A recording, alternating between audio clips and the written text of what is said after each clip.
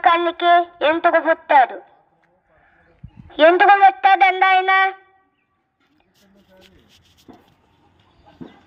మనం పుట్టిన కాడి నుంచి పాపంలోనే పెరిగే, పాపంలోనే జీవిస్తూ పాపమనే బ్రతుకులో మనం ఉంటున్నామండి.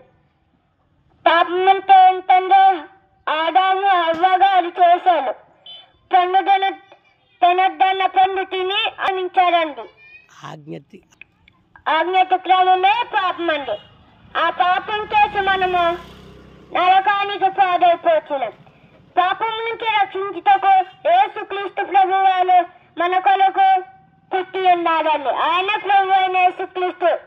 లోకంలో మనకు ఎన్నెన్నో దేవుళ్ళు ఉంటారు, కానీ ఆయనే సర్వశక్తి గల దేవుడు అండి.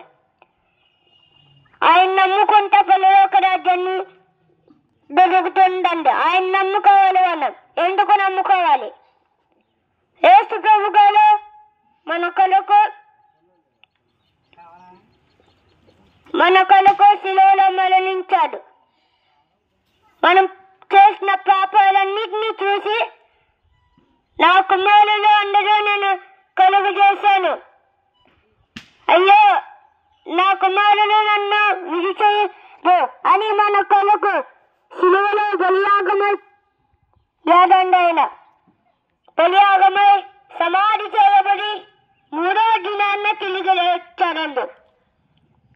తిరిగి లేచి అక్కడ జనసమూహములో ఆయన పరలోక రాజ్యానికి వెళ్ళాడండి. దాని కింద గొప్ప ధనవంతుడున్నాడండి. ఆయనకి ఎంత వస్తుంది, కానీ ఆయనకి నమ్మట్లేదండి. ఆయన యేసు ప్రభు గారిని చూడాలని ఒక రోజున ఒక జట్టు ఎక్కాడండి. అప్పుడు యేసు ప్రభు గారు ఆ జనసమూహంలో ఎవరో తెలుస్తలేదండి. ఆయనకి యేసు ప్రభు గారు ఇదంతా గమనించి, జక్కయ్యా దిగు, నేను మీ ఇంటికి రావాల్సి ఉన్నదన్నప్పుడు దిగి ఆయన తన ఇంట్లోకి చేర్చుకున్నాడు. ఆయన పేరే జక్కయ్య అండి. ఇంట్లోకి చేర్చుకున్నాడు.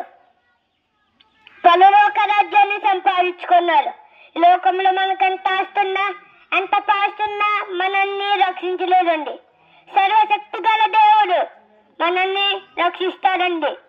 ఆ పాపం నుంచి, ఆ నరక శిక్ష నుంచి, ఆ బాధ నుంచి రక్షించగల దేవుడు ఒకే ఒక్క దేవుడు అండి. ఆయన పేరు యేసుక్రీస్తు. ఈ లోకానికి వచ్చి ఉన్నాడండి. ఈ లోకానికి వచ్చి భూమి మీద ఉన్న వాళ్ళందరినీ ప్రేమిస్తున్నారు. ఆయన భూమి మీద ఉన్న వాళ్ళంతా మనన్నే కాదు, భూలోకంలో ఉన్న అందరినీ ప్రేమిస్తున్నది. ఆయన ప్రేమిస్తున్నాడండి. ఆయన వార్త తెలుపుతున్నాడండి. పరలోక రాజ్యాన్ని సంపాదించుకోవాలండి మనం. అవునండి, వార్తలు ఎన్నెన్నో ఉంటాయి, శుభవార్తలు ఎన్నెన్నో ఉంటాయి, ఇలా ఎన్నెన్నో ఉంటాయండి. కానీ శిలువకు వచ్చిన వార్త ఎక్కడో ఉండదండి. అలాంటికి వచ్చిన వార్త మన యేసు ప్రభు గారి హృదయంలో చేర్చుకుంటే అలాంటి నిజమైన వార్త మనకి తెలుస్తుందండి. యేసుక్రీస్తు వార్తను, శిలువకు వచ్చిన వార్త అండి. మనం ఆయన్ని నమ్ముకోవాలి, సొంత రక్షకుగా అంగీకరించుకోవాలండి. లోకంలో మనకి ఎంత ఆస్తున్నా, ఎంత పాస్తున్నా మనల్ని ఏదే రక్షించలేదండి.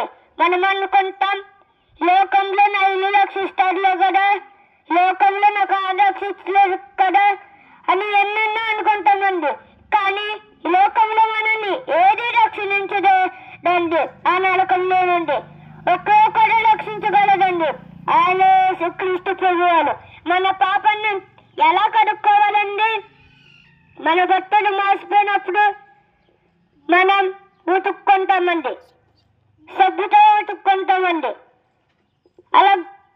అలాగా మన బట్టలకి మట్టి అంటుకున్నప్పుడు సబ్బుతో కడగమండి, తీసినారు పోసి కడుక్కుంటామండి. అలాగే మన పాపాన్ని కడుక్కోవాలంటే యేసు ప్రభువుగానే ఉండాలండి. ఆయన రక్తంతో మన హృదయాన్ని కడుక్కోవాలండి. ఎలా కడుక్కోవాలి? ఆయన సన్నిధికి వచ్చి కడుక్కోవాలండి. బాప్టిజం తీసుకొని మారు మనసు పొంది